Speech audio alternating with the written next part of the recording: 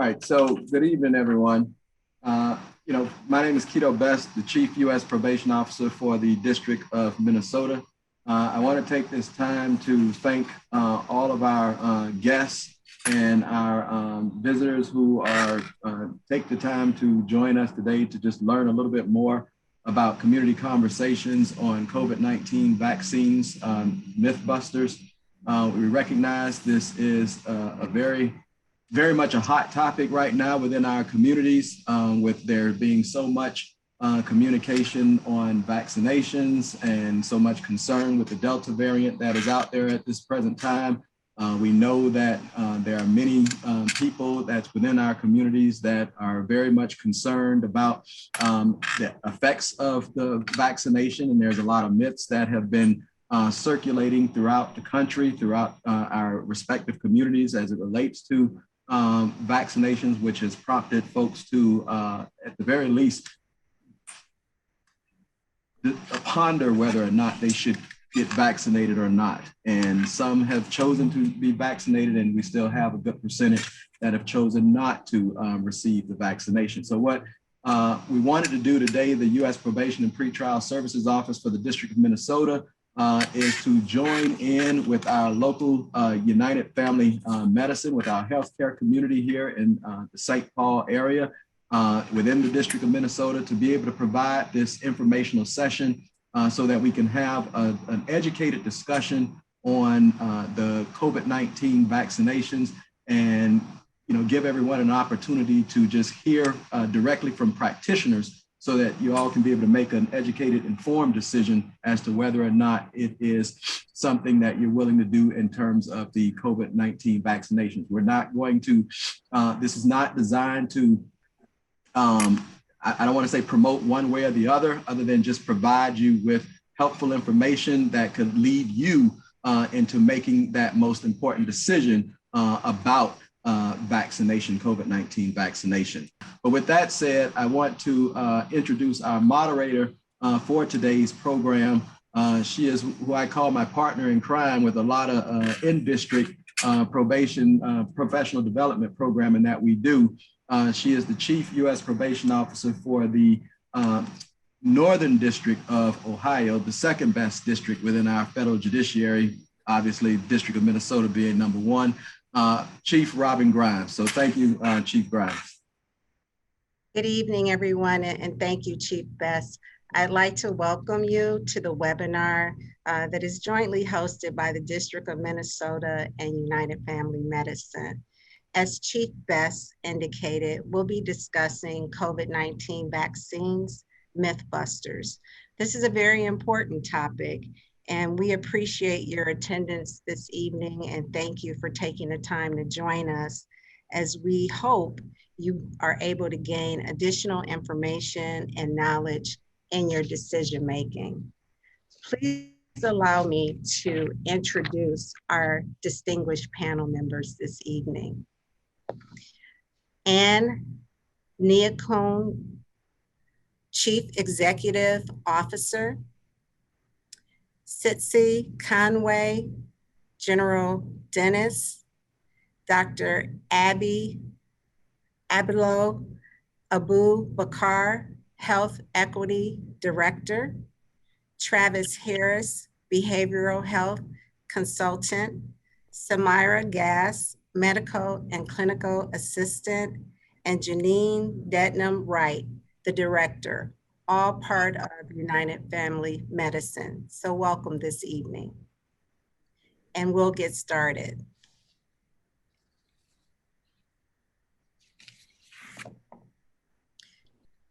So as we navigate to talking about myths, what have you heard as it relates to microchips changing your DNA? Vaccinations will stop me from getting COVID-19. And if someone could speak to this slide, that would be great.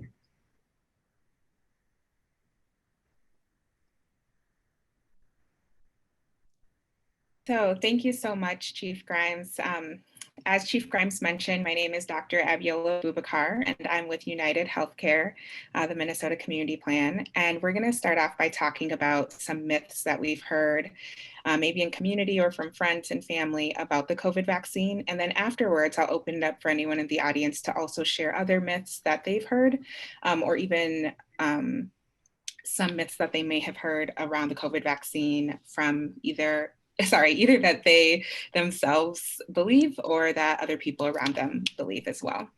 So the first myth that we want to talk about today is about microchips. So there has been a lot of talk, not only in the media, but around lots of places, even on social media, about the vaccine having a microchip component to it, or a tracking component to it. And just today, I want to share with everyone that there is no microchip included in any of the COVID vaccines that are currently out for use. And later on, Samira will talk a little bit about what's inside of the vaccine, and we'll cover that in detail. But I just want people to know that there is no microchip inside any of the 3 versions of the vaccine that we're using here in the United States or any ones in other parts of the world. Another myth that we hear often is that it changes your DNA. And to clear up this myth, I think it's important to explain how these vaccines work, which once again, we'll be doing a little later on. But just to give some details now, there's no components in the vaccine that stay in your body, or no components in the vaccine that alter your DNA as it currently is. That doesn't happen. So the vaccine, all versions of the vaccines that we're using here support you in creating antibodies against COVID, but they don't change your DNA in any ways. Another myth that we hear is that vaccines will stop a person from getting COVID-19. And this is a really common myth, actually. So the reason why we want to address it today, too, is just in supporting people to understand the ways in which vaccines work. So across the board, no vaccine is 100% effective. But when we talk about those efficacy rates, so when you're hearing on the news, like, oh, this vaccine is 98% effective, or this one is 95, what those percentages are really getting at is basically lower your risk of being able to get COVID and then have symptoms that would lead you to being hospitalized, or some of these really severe symptoms. So what we're explaining to people, and what was explained to us too as the vaccine rolled out, is that a person could still potentially get COVID with the vaccine, or after being vaccinated. But what's not happening is that there's no 100% chance that now that I'm vaccinated, I'll never get COVID-19. We want people to understand that now that you're vaccinated, you could possibly still get COVID-19 from someone else in community who is not yet vaccinated, but you will probably be asymptomatic, which means you will have no symptoms. Or if you were to have symptoms, they wouldn't be severe enough to a point where you would be on a ventilator or have a lot of issues breathing, or possibly end up in the hospital or possibly die. So by getting the vaccine, if you were to get COVID, you're drastically reducing your risk of possibly dying from COVID-19. Another myth that we hear a lot about is that the vaccine can affect a woman's chances of getting pregnant. So there has been so much research around this vaccine before it came out, and there's a lot of research now since it came out, until present day. And none of that research supports anything that shows that the vaccine will affect a birthing person's reproductive health. So there's no link to getting the COVID vaccine and no longer being able to bear children. So we really want to share that with people. And then the last myth that we have on here is that the COVID-19 vaccine will give me a positive test or the virus. So once again, we'll talk about what's in the vaccine a little later on, but it is important to note that there is no live virus, there's no COVID-19 virus within any of the vaccines that we're using. Another thing to note is that just by getting the COVID vaccine doesn't mean that you now have COVID in your system and will get a positive test.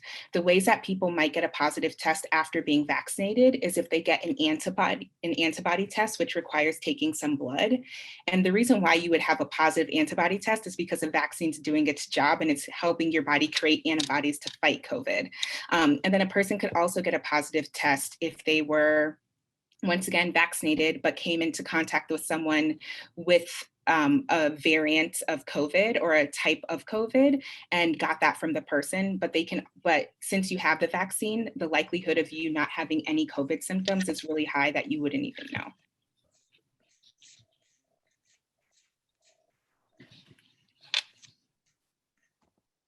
Thank you so much, Dr. Bakar. I think that it's really important, some of the areas that you touched on as it relates to myths, because I think they've been barriers for a lot of individuals moving forward and making that decision to be vaccinated. So a lot of the information you provided has been very helpful and insightful.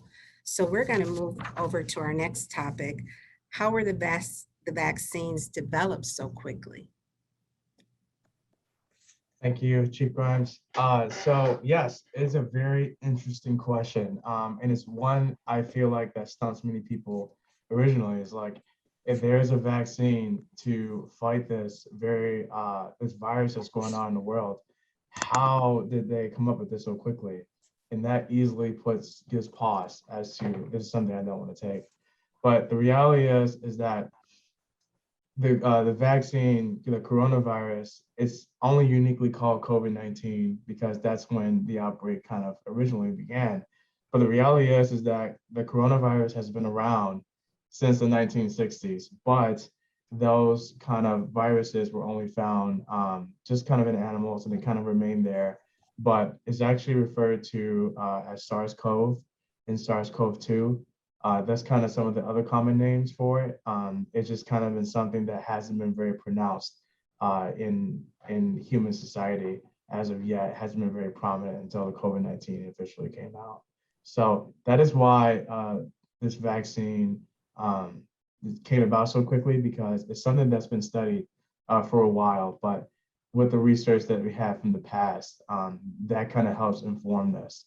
The other thing to note from this is that because it's been such a novel thing, a variant virus, we've had so much money pile into doing more research, more focus on like, I have to kind of find the cure for this. So there's been much more of a focus on finding the right kind of vaccine, the treatment for it. And I know that it's kind of been helpful to kind of do certain things like that. So I know the last thing I want to kind of add to this is that kind of touching on what I said about resources, there was an emergency use authorization, and we have a video, if we have time to play it too, to kind of help explain. Americans rely on the Can people see that now? You got it. Sorry about that. FDA to evaluate whether medical products, such as drugs, diagnostic tests, and other medical devices, have been shown to be safe and effective. When a public health emergency hits, like the infectious disease outbreak we're facing with COVID-19, there may be an urgent need for products to diagnose, treat, or prevent a medical threat. In certain types of emergencies, the FDA can issue an emergency use authorization, or EUA, to provide more timely access to drugs, diagnostic tests, or other critical medical products that may help during the emergency when there are no adequate, approved, and available options. The EUA process is different than full approval of these products because in some emergency situations, we just cannot wait for all the evidence needed for full FDA approval. Instead, the FDA evaluates the options very quickly using the evidence that is available and carefully balances any known or potential risks of these unproven products with any known or potential benefits to the public of making them available during the emergency. For example, while we need to move quickly, it is not in the best interest of Americans for the FDA to allow use of a test that doesn't work as it should. False test results can contribute to the spread of an infectious disease like COVID-19. EUAs are just one of several tools the FDA can use to help make important medical products available quickly during emergencies. For more information on FDA's efforts against COVID-19, please visit fda.gov.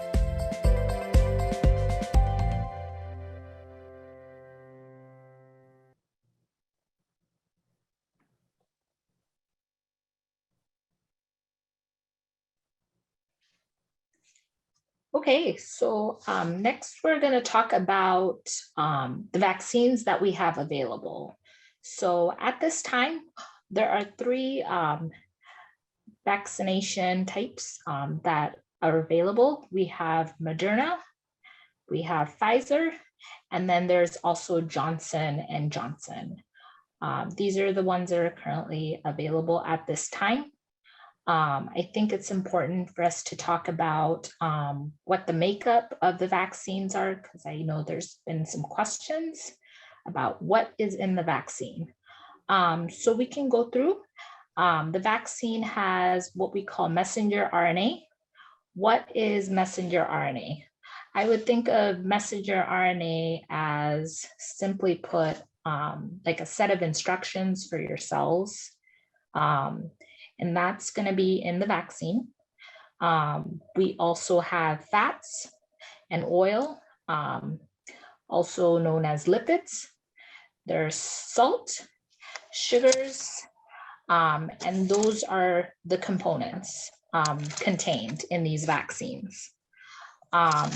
And contrasting that, what is not in the vaccine would be there's no mercury, there's no aluminum, there is no microchips, as Dr. Abiola had highlighted earlier. I think it's important to highlight that again. And there's also no fetal tissue.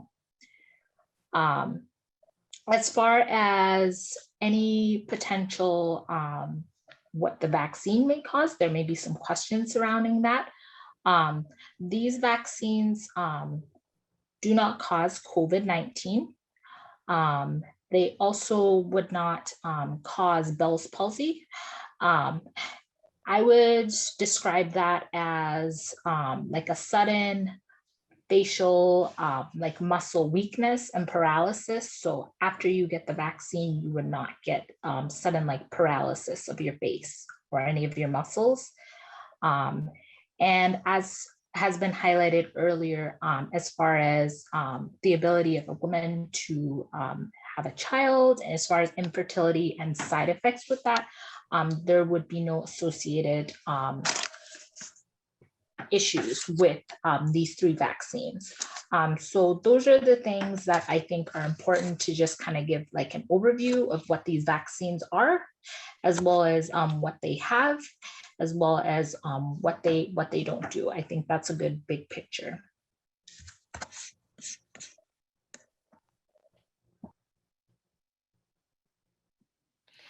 So to go off of what Dr. Hongwei just shared with us, how do the vaccines work? So now that we know what's in the vaccines, it really helps us to understand how they're working in our bodies. So first and foremost, all 3 of the vaccines teach our body how to recognize and fight the virus that causes COVID-19. Additionally, it takes about 2 weeks after receiving a dose of the vaccine for your body to build up protection against the virus. So in that 2-week span, so for Moderna and Pfizer, what you'll notice is both of those vaccines require 2 doses. And in the 2-week span that you have to wait between dose 1 and 2, that's really allowing your body to build up antibodies. And then for both of those, we come back with what we call a booster dose. And then you continue building up antibodies for the 2 weeks after that. For Johnson & Johnson, it's 2 weeks after that one and only dose that your body is building up those antibodies. So Pfizer and Moderna are both vaccines that use mRNA science, which is what Dr. Hongwei spoke about earlier, which is the messenger RNA. And simply as she put, it's really just instructions that are in the vaccine that are delivered to your cells to teach your body how to create the antibodies needed to fight COVID. So we're not putting the virus in the vaccine in order to create those antibodies. Instead, we have this messenger RNA, which includes those instructions on how to build the antibodies. Your body starts building those antibodies, and that messenger RNA actually just dissolves away. It's not stored in your cell. It's not stored in any of the cells in your body, and it's not stored in your DNA, and it doesn't change your DNA either. It dissolves. I often think about it. My mom used to explain it like this, and I thought it was so nice about how when you take like a Tylenol or something, right? And it's going through your system, it dissolves, it does what it needs to do. And then oftentimes the remnants of that Tylenol, you get out of your body just like through peeing. All of the extra stuff that you don't need just goes away. So I would think about the vaccine in the same way. And then also it's important to note that in addition to this messenger RNA that's used in Pfizer and Moderna, Johnson & Johnson uses a type of science for this vaccine that we've seen in other vaccines that's actually more common, and it's called an adenovirus. And that's basically when the scientists will take a virus, like we'll just say like the cold, something that causes the cold, and through science, they'll take away all of the properties of that virus that would cause it to be infectious, or lead to it causing the cold in you, any of those things. So you won't get a cold symptom from it. You won't even know, your body won't even recognize it as that. And then we'll put those instructions in there and then deliver it to your body that way. So the two ways that the vaccine works is through the messenger RNA and then also the adenovirus. So once again, Moderna and Pfizer use the messenger RNA that I explained, and then Johnson & Johnson uses that adenovirus.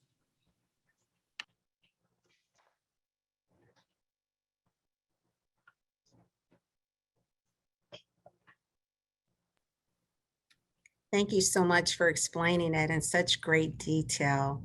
So I want to move to talk about the common side effects.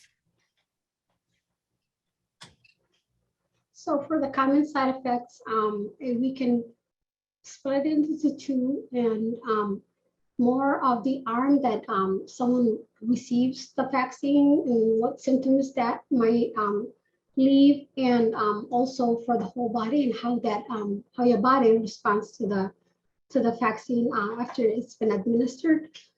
For the arm where that vaccine went into the muscle, it's normal to be expected some pain, redness, itching, or swelling. A rare symptom in that area where the vaccine has been given, some people do report some rash on the arm. Otherwise, throughout the whole body, you might get tiredness, headache, fever, nausea, muscle ache or muscle pain, some chills, etc.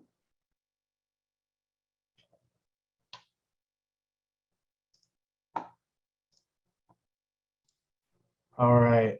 And as I mentioned earlier about how the vaccine has been developed so quickly, and there being different kinds of viruses or strands, I'm sure everyone's probably aware there's a new strand out there called the Delta variant.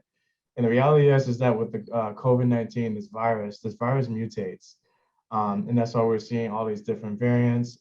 People often wonder, like, isn't this over? Like, are we done with the virus now? But the reality is that the virus is always mutating.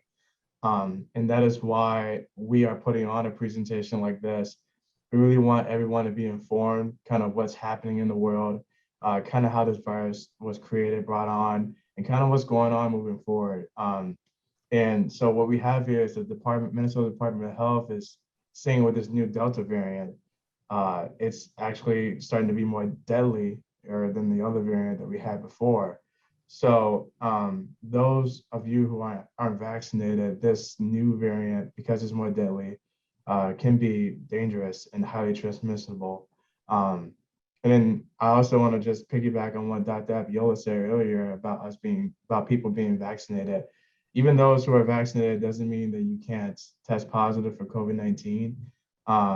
Or even this new Delta variant. It just means that the chances of it being as a severe reaction, being hospitalized on a ventilator, reduces. So really want to stress that.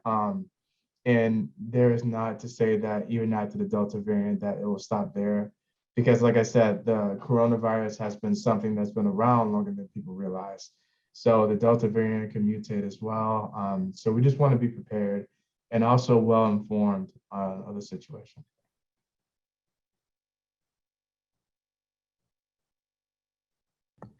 And at this time, I'll ask our audience if there's any questions, and I'll look in our chat box as well to see if there's any questions.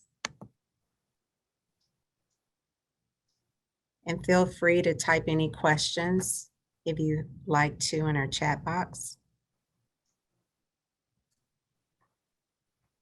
For the audience, and because this is also being recorded, I think it would be helpful if someone can actually speak on, there's a lot of concerns, obviously, with the Delta variant that's out there. And specifically from what I've been hearing on the news this past weekend, the criticism, or at least some scrutiny, over the Johnson & Johnson specifically, vaccine. So can someone speak on, just your thoughts about the reliability of the Johnson & Johnson vaccine with respect to its impact or not on the Delta variant? Because I know I'm hearing about another booster for the, particularly for this vaccine.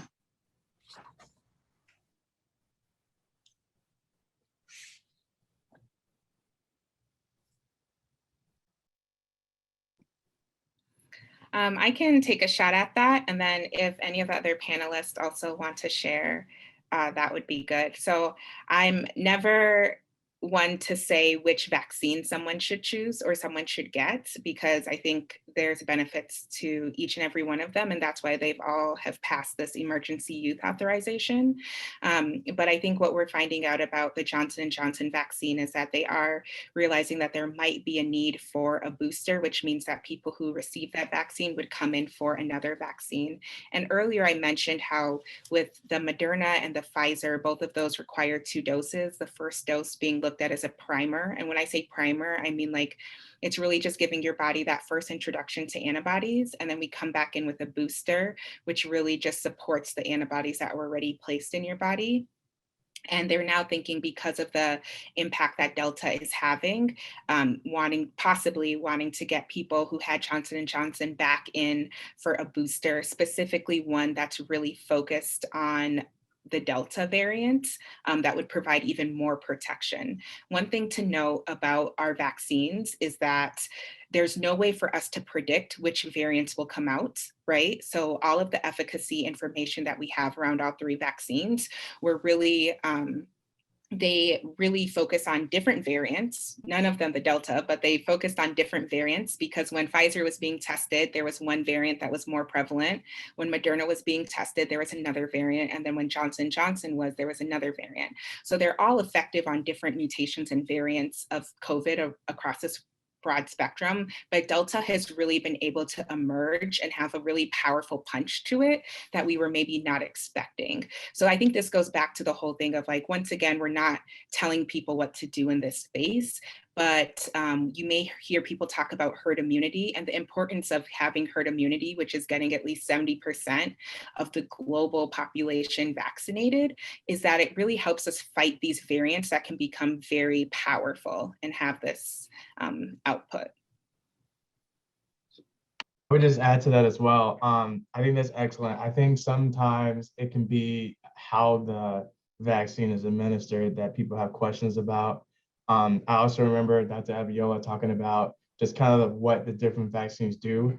And it's not to say which one you should choose, which one you shouldn't choose, but you mentioned just the Pfizer and Moderna, they kind of work with mRNA, while Johnson & Johnson works with a totally different way of kind of having that vaccine be administered.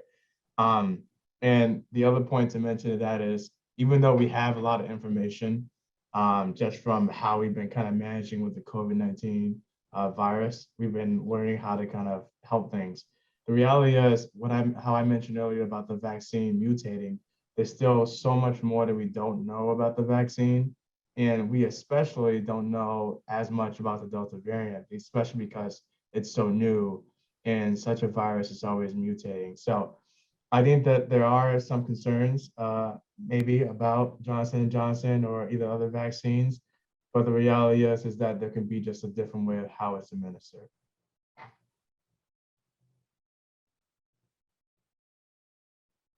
I think that's a great question as well. Thank you. Thank you so much for that question, Chief Best, and thank you for the response, because I think it is on the minds of many of our citizens in the community, what the rise in numbers look like and what this variance may bring. Are there any questions, any other questions from our participants? Let me ask you, another, is there some kind of data sheet that provides, I know one of the doctors talked about some of the ingredients. I think it was Dr. Hungway talked about the ingredients within the vaccinations. Is that posted anywhere that way so that if you have folks that have not yet been vaccinated, wanted to take a look at the ingredients just to see if they're allergic to anything that's within the vaccinations? Because I know we've heard some things at least in the past early on about people having some concerns based on them being allergic to some things within the vaccine.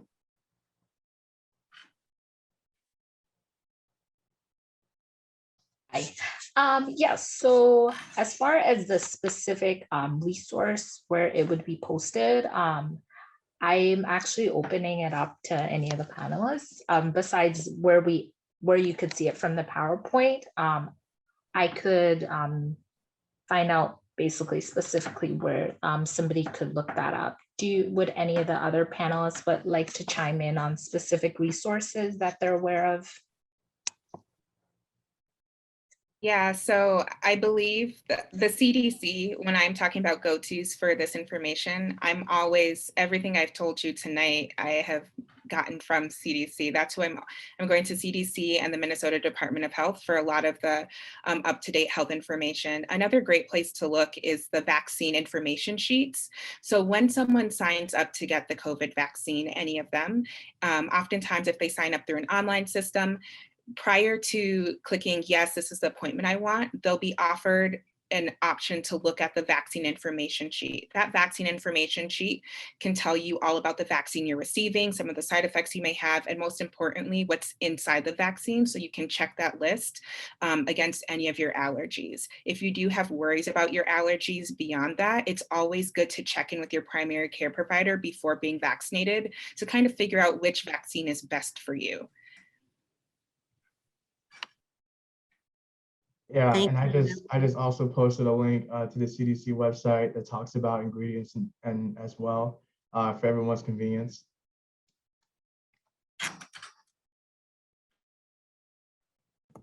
Thank you for that post. Sure to be helpful to many. So as we close out this program, I want to remind people to make sure you call your doctors for further information. And if you need a doctor, you can always call United Family Medicine for assistance with obtaining a doctor or information to assist you.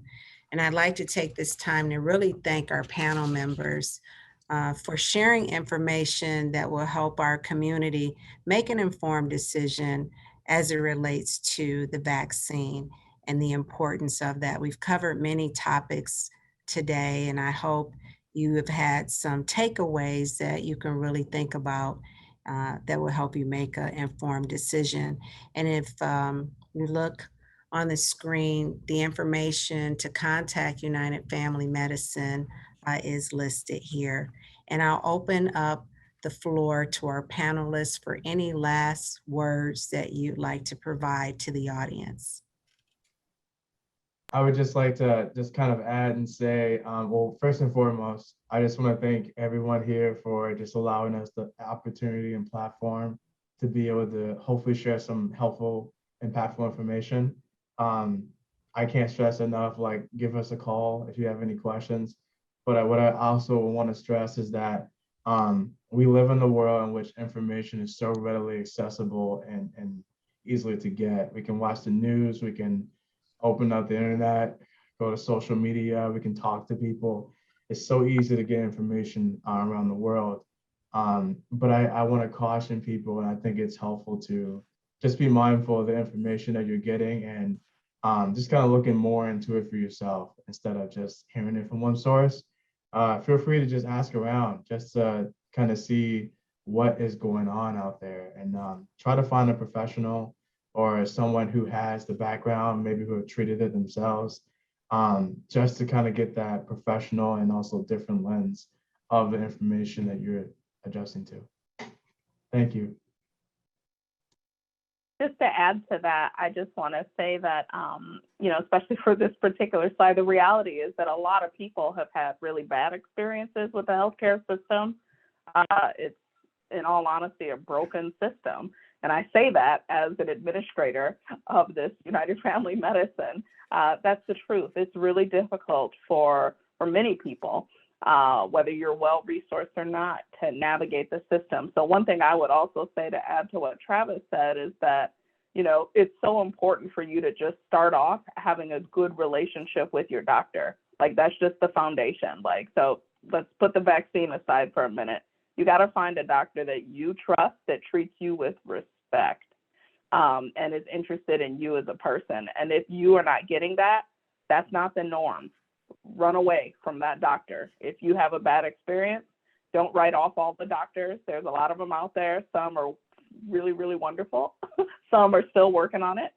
But definitely take the time to make sure that they're treating you with respect, that they answer all your questions. There's a lot of questions that come up related to somebody's health or the health of their loved ones, and you've got to have a good relationship. And so I would say at United Family Medicine, we have a diverse group of providers there, so we really pride ourselves on being able to serve the community. But it's always a work in progress, and so it's about a relationship. And so I would just encourage all of you to make sure you focus on having a relationship, because if you don't trust your doctor, of course you're not going to trust their recommendations for you to get vaccinated. So it has to start with trust. Like, do I like this guy? Do I like this lady? Do I trust him or her? Once you got that as a foundation, then you can start to go down this path of figuring out what's best for you. So I think that's just kind of my parting statement, to make sure that you take the time to do that. And like I said, don't be afraid to get a new doctor. Don't be afraid to switch doctors. I've done it. So thanks.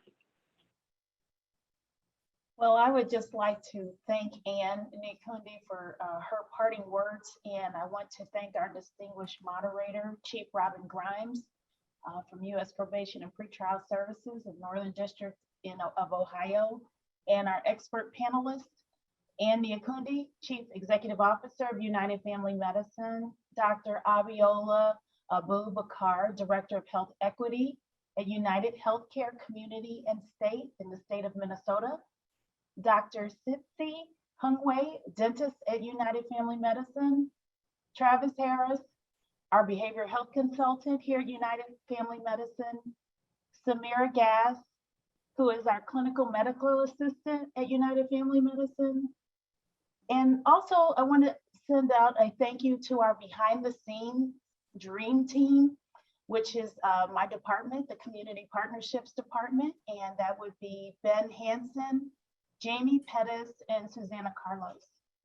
I would be remiss if I did not give the most important thank you to Chief Keto Best, U.S. Probation and Pretrial Services at the District of Minnesota. I am not going to get into whether he or Chief Robin Grimes, which one is number one and number two. I think they both are awesome. But this community conversations began with the Chief's appeal to educate and inform our community and the state about the myths around COVID-19 vaccine. So finally, I just want to send out a special thank you to all of our audience and participants that joined us this evening. Without you, this would not have been possible. And at United Family Medicine, we are committed to providing a holistic approach to family medicine, dental services, behavioral health services, and connecting to multiple community partners for a healthier, more vibrant, and beneficial community in the Twin Cities and across our nation. We're also committed to providing vaccinations to every kind or to everyone for a better community. If you know someone, just like Ann Nikundi, our Chief Executive Officer, said earlier, that needs healthcare services, please consider United Family Medicine. If it's an issue of an ability to pay, we can take care of that as well. So please call us at 651-758-9500. Again, that number is 651-758-9500. Thank you so much.